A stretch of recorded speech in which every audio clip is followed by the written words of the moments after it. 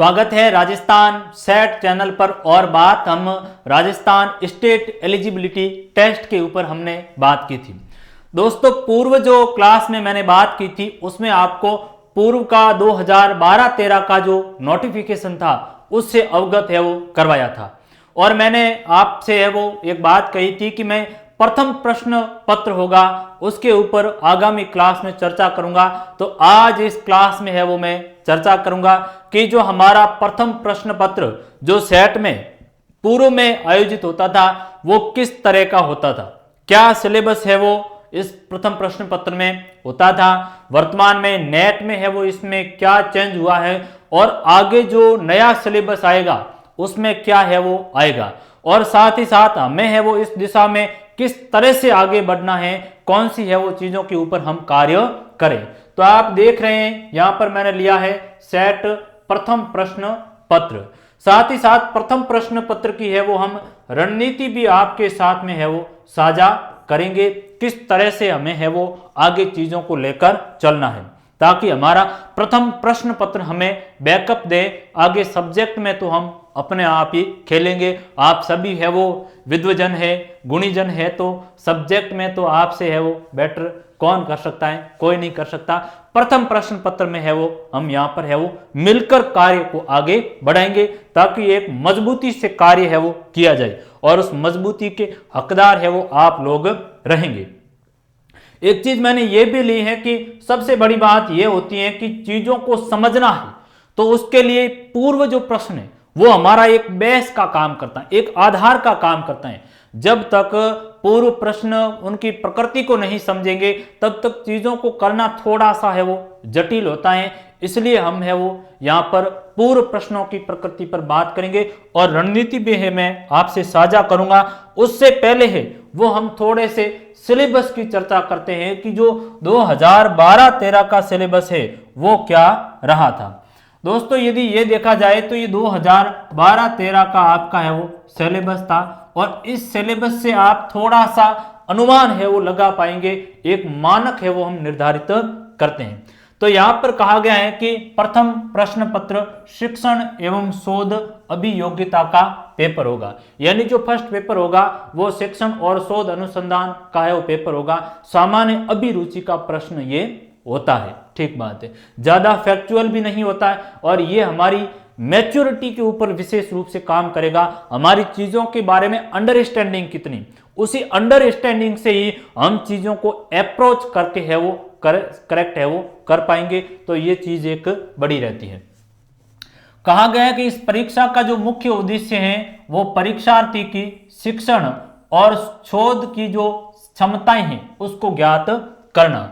अतः इसके द्वारा परीक्षार्थियों को शिक्षण एवं अभियोग्यता तथा सामाजिक चेतना का है वो आकलन करना। अब इसमें स्पष्ट इन्होंने बात दी है कि जो हमारा पर्पज होगा फर्स्ट पेपर में ज्ञान का प्रदर्शन नहीं है, क्योंकि ज्ञान के लिए तो सब्जेक्ट आपका पड़ा है। यहां केवल और केवल आपका आंकलन करेंगे कि शिक्षण और शोध के प्रति है वो किस तरह की है वो आपकी एक वैचारिक अप्रोच है, किस तरह से आप उसको है वो और भी अपनी है वो एक वैचारिक दृष्टिकोण को है वो जाहिर कर सके, और सामाजिक चेतना का कि उसको आखिर में धरातल पर कैसे इंप्लीमेंट करना है। क्योंकि हायर एजुकेशन में जाएंगे और शिक्षा है वो हमने कहा कि समाज का दर्पण है, तो शिक्षा के लिए है वो किस तरह से और चीजें हैं वो इनोवेटिव होगी। परीक्षार्थियों से बौद्धिक क्षमताओं के संधारण और अभिव्यक्ति की अपेक्षा की जाती, और कुछ भी नहीं है। इंटेलेक्चुअल आप है वो कितने हैं, आप है वो उस चीजों को कितनी मजबूती से कर पाते हैं, तो आपका केवल है वो एक आंकलन मात्र होगा बुद्धि का। साथ ही साथ इसमें कहा गया कि बौद्धिक क्षमताओं में है वो अर्थग्रहण, विश्लेषण की आपकी तकनीकी, मूल्यांकन, आपकी तर्क संरचना क्या है, किस तरह से आप समझ सकते हैं, निगमन आगमन तर्क की जो पद्धति उनको भी सम्मिलित करना। परीक्षार्थियों से अपेक्षा की जाती है कि वे सूचना और ज्ञान के स्रोतों से भी सामान्यतः अवगत हो, और साथ ही साथ परीक्षार्थियों को जनता है, जन, पर्यावरण, प्राकृतिक संसाधनों की अंतर्क्रिया, सामाजिक गुणवत्ता पर प्रभावों का बोध हो। यानी यहाँ पर है वो व्यक्ति के चेतना को ही आधार बनाया गया कि आपकी हमारी जो एक समाज के प्रति क्या चेतना है, जनता के प्रति हम है वो किस कितने है वो एक्टिव हैं, हमारी है वो समसामयिक विषयों पर है वो कितनी समझ है। साथ ही साथ सबसे बड़ा मुद्दा पर्यावरण है, प्राकृतिक संसाधन है, उनके बारे में भी हमारी अंडरस्टैंड को जाहिर करना है। अब आपके इसमें क्या होता है कि 10 यूनिट है वो रहती हैं, उन 10 यूनिट के ऊपर हम बात करेंगे। तो कहा है कि प्रत्येक भाग के लिए 10 अंक निर्धारित किए गए हैं। हर भाग से कितने प्रश्न आने हैं आपके, तो यहां से प्रश्न आपके 5 है वो आने हैं और 2 अंक का प्रश्न होगा। सामान्यतः परीक्षार्थियों के लिए यदि कुछ दृश्य आधारित प्रश्न पूछे जाते हैं तो दृष्टि विकलांग के लिए उसी भार के अधिकांश प्रश्नों की अपेक्षा की जाती है। जो कि विजुअल हैंडीकैप है उनके लिए भी कुछ टाइप के प्रश्न है वो होंगे, डायग्राम टाइप के ये चीजें। अब पहली यूनिट आपकी रहती है शिक्षण और अभिक्षमता। तो उसके जो आपके टॉपिक सब टाइटल है वो ये होंगे कि शिक्षण की प्रकृति क्या होगी, शिक्षण का उद्देश्य क्या है और शिक्षण की विशेषताएं और आधारभूत नीड है वो क्या होगी एजुकेशन की। अध्येता की विशेषताएं, शिक्षण को प्रभावित करने वाले जो फैक्टर है वो कौन से होंगे, मेथड है वो कौन से होंगे, सहायक सामग्री और मूल्यांकन प्रणाली। तो ये देखने से एक हमारे मन में आ जाता है जो साइकोलॉजी में हमारी एक यूनिट होती थी उससे है वो मिलती जुलती ये यूनिट है। यानी एजुकेशन के बारे में है वो हमें मोटे तौर से है वो एक अंडरस्टैंडिंग बनानी है, क्या विशेषता होगी, क्या प्रकृति होती है, किस तरह से है वो उसमें चीज़ें होगी। प्रथम यूनिट होगी और आपके है वो प्रत्येक प्रश्न है वो 2 अंक का 5 प्रश्न है वो मिलेंगे। हमने आपको बताया था कि कुल है वो 60 प्रश्न होते थे, उसमें से 50 है वो आपको अटेम्प्ट करने होते थे। सेकंड है अनुसंधान की है वो अभिक्षमता, जिसमें अनुसंधान का अर्थ, विशेषताएं और प्रकार, अनुसंधान के सोपान कौन से हैं, विधियां कौन सी हैं, अनुसंधान में है वो नैतिकता को कितना ध्यान दिया जाता है, पेपर हैं, लेख, कार्यशाला, संगोष्ठियां, सम्मेलन, परिसंवाद, शोध प्रबंधन लेखन, ये इसका क्या प्रारूप होगा, क्या विशेषताएं होगी, वो आपकी सेकंड यूनिट रहेगी। और यहां से भी है वो प्रश्न आपके कितने रहने की है वो संभावनाएं हैं, 5 प्रश्न है संभावित है, 1-2 बढ़ भी सकते हैं। अध्ययन बोध है, इसमें एक गद्यांश होगा और उसमें से हमें प्रश्न दिए जाएंगे। जो आज भी नेट का पेपर होता है उसमें इस टाइप के प्रश्न पूछे जाते हैं। एक है वो आईसीटी के बारे में होगा, संचार के बारे में। तो आईसीटी की प्रकृति, विशेषताएं, अवरोध और कक्षा में प्रभावी कम्युनिकेशन है वो कैसे किया जाए और प्रभावी कम्युनिकेशन में किस तरह से जो एक गैप है उसको भरा जाए, यानी आईसीटी के बारे में। और आईसीटी का जो टॉपिक हमारे राजस्थान की है वो हर परीक्षा में रहता है, चाहे स्कूल व्याख्याता में रहता हो, चाहे है वो 3rd ग्रेड परीक्षा में रहता हो। तो हम कंप्यूटर की जो बेसिक संरचना होती है वहीं से आपका क्वेश्चन है वो पूछा जाता है और सामान्य चीज होती है। फिर है वो तर्क और गणितीय इसमें दिया गया है, जिसमें अंक श्रेणियां हैं, उसमें कूट लेखन है, अक्षर श्रेणियां, संबंधों का जो प्रश्न होगा और वर्गीकरण। यहां से हमारे नेट में भी इस तरह के प्रश्न है वो पूछे जाते हैं, यानी सामान्य लेवल की रीजनिंग है उसको हमें दोस्तों देखना है। आगे और आइए, युक्ति संगत तर्क, जिसमें तर्क की संरचना, आगमन और निगमन की तर्क विभेदीकरण, मूल्यांकन और शाब्दिक सादृश्य, शब्द सदृश्य, व्यवहारिक शाब्दिक वर्गीकरण, यानी ये भी आपका है वो तर्क विश्लेषण से है वो टॉपिक आता है और रीजनिंग से ये भी हम टॉपिक को कवर करेंगे। फिर सूचनाओं का विवेचन, सूचनाओं के स्रोत क्या है, संप्राप्ति, विवेचन, उसको बात करेंगे।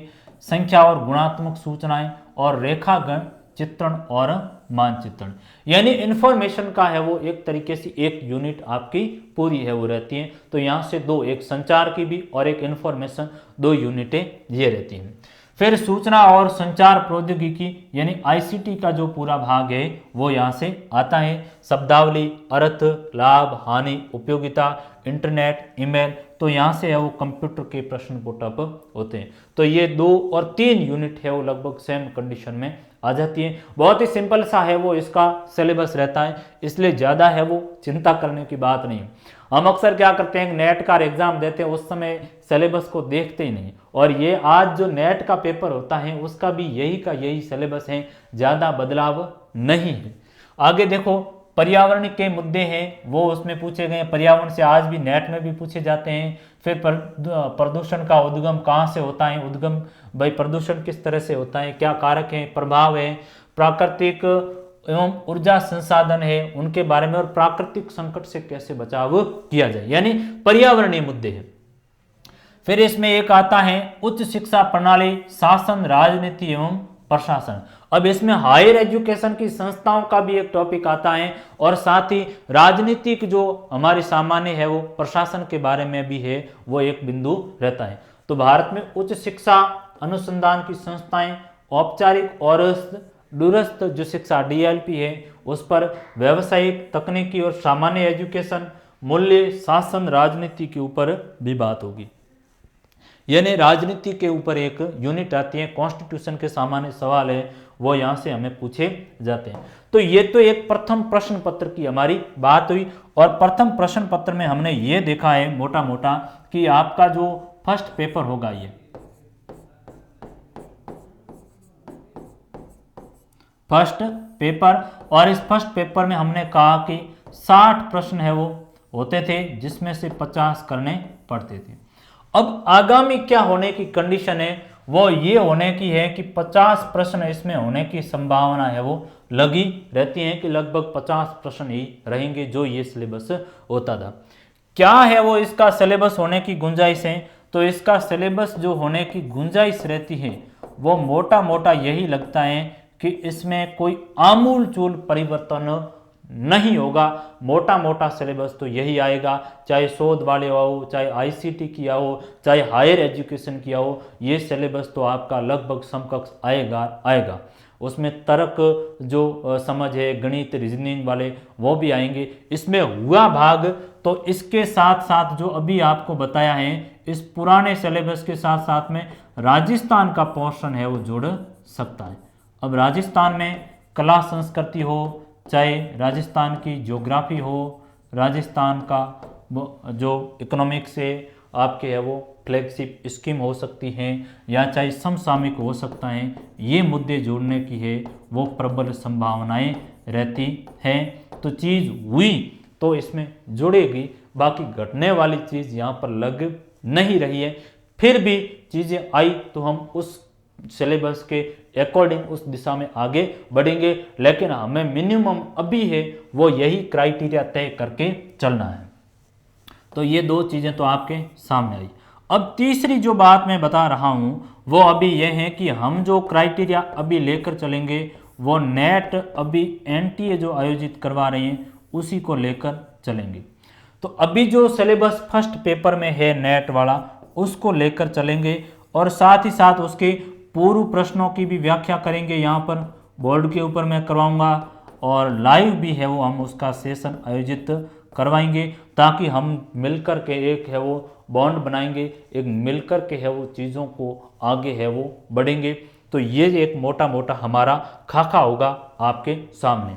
पूर्व प्रश्न, नए प्रश्न किस टाइप के बनने की संभावनाएं हैं, और पूर्व के जो पेपर आया हुआ था सेट का उसको भी हम विश्लेषण करके चलेंगे कि प्रत्येक यूनिट से किस टाइप का सवाल आया हुआ है। अब यहाँ जहाँ तक हमने देखा है तो प्रश्नों की प्रकृति सामान्य ही रही है, इतनी बड़ी जटिल नहीं रही है, क्योंकि ये भाग ऐसे होते हैं जिन पर हम काम कम करते हैं, इसलिए हमें वहाँ पर जटिलता है वो लगती है। तो ये प्रथम प्रश्न पेपर की जो बात हमारी आज हमने की, मोटा मोटा आपको एक फ्रेमवर्क है वो दिखाने का मैंने प्रयत्न किया है। तो मुझे ऐसा लगेगा कि आप लोगों की है वो चीज़ ये समझ में आ गई होगी कि साहब ये क्राइटेरिया रहा है, आगे जो क्राइटेरिया होगा वो लगभग UGC के बेस पर ही होगा, और UGC का वर्तमान में NTA एग्जाम आयोजित करवाती है। बस अंतर ये होगा कि उसका जो स्तर होगा वो नेट के बजाय कम होगा, बस इतनी सी चीज़ की एक गुंजाइश रहती है। बाकी सिलेबस मोटा मोटा है वो होने की एक प्रबल गुंजाइश हमें लग रही है। तो मैं ये कामना करूँगा कि आप है वो मेरे साथ में चलेंगे, हम इस यात्रा को है वो मजबूती से आगे बढ़ाएंगे, और साथ ही साथ है वो हम एक तीर से दो निशानों को भी है वो साधेंगे। वो निशाना आपका NTA द्वारा आयोजित नेट भी होगा, और वह गुरु गोविंद विश्वविद्यालय द्वारा आयोजित सेट भी, स्टेट एलिजिबिलिटी टेस्ट भी होगा, उन दोनों के ऊपर है वो एक ही तीर से दो लक्ष्यों को साधेंगे और ऐसा मुझे लग रहा है कि आप मेरे साथ इस यात्रा में है वो रहेंगे। अब आपसे जो मेरी अपेक्षा रहेगी वो ये रहेगी कि आप है वो एक तो अपने जो अन्य साथ वाले लोग हैं, भाई बंधु, उन तक भी चीज़ों को है वो पहुंचाएं। आप है वो कृपया थोड़ा सा कोऑपरेट है वो हमें कीजिए और लाइक है वो कीजिए, उससे चीज़ें हैं वो और भी बढ़ेगी। और कमेंट करके आप चीज़ों को भी है वो बताइए कि हमें कैसे है वो इस दिशा में है वो आगे बढ़ना है। चूँकि यह काम आपका है, मैं तो निमित्त मात्र हूँ कि एक आगे आकर के एक नेतृत्व है वो करूँगा, बाकी वास्तविक है वो आप इसके लिए है वो कार्य करेंगे। तो इसी अभिलाषा के साथ बात को हम विराम देंगे और इसका एक टेलीग्राम चैनल का मैं लिंक यहाँ पर दे दूंगा, तो आप उसको भी है वो ज्वाइन कर लीजिए ताकि इन्फॉर्मेशन होगी वो अगली बात करेंगे। अगले एक और वीडियो लाऊंगा, उसमें हिस्ट्री का जो हमारा पोर्शन रहेगा वैकल्पिक पेपर का, उस पर हम बात करेंगे और अन्य विषयों की भी कोई हुई आपकी क्यूरी तो उस पर हम आगे बढ़ेंगे। तो इसी के साथ मैं अपनी बात को विराम देता हूँ। Thank you very much.